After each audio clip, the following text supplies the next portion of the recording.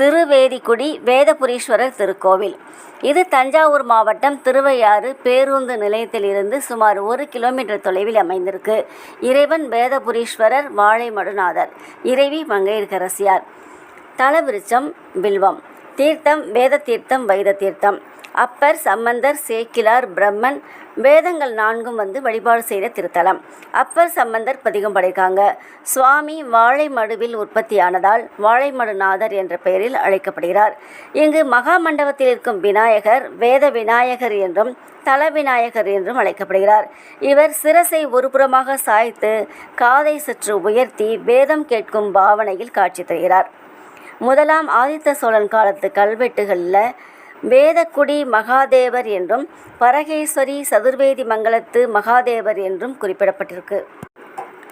அர்த்தநாரீஸ்வரர் என்றால் சிவபெருமான் வலதுபுறமாகவும் அன்னை இடதுபுறமாகவும் இருப்பது வழக்கம். ஆனால் இந்த ஆலயத்தில் அன்னை வலதுபுறமாகவும் சிவபெருமான் இடதுபுறமாகவும் இணைந்து அர்த்தநாரீஸ்வரராக காட்சி தருகிறார்கள்.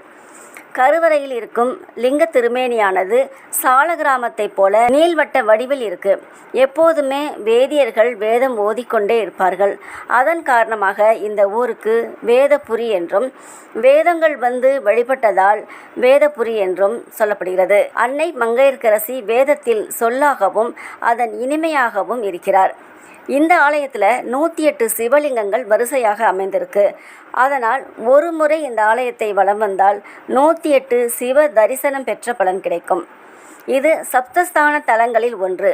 சித்திரை மாதம் பௌர்ணமிக்கு பின் வரும் விசாக நட்சத்திரத்தன்று ஐயாரப்பரும் அறமலர் நாயகியும் புறப்பட்டு ஒவ்வொரு சப்தஸ்தானத்திற்கும் செல்வார்கள்.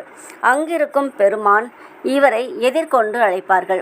இப்படி 7 ஊர்களுக்கு சென்றுவிட்டு மறுநாள் காலை திருவையாறுக்கு 7 மூர்த்திகளும் சென்று சேர்வார்கள் என்பது இத்தலத்தின் சிறப்பு.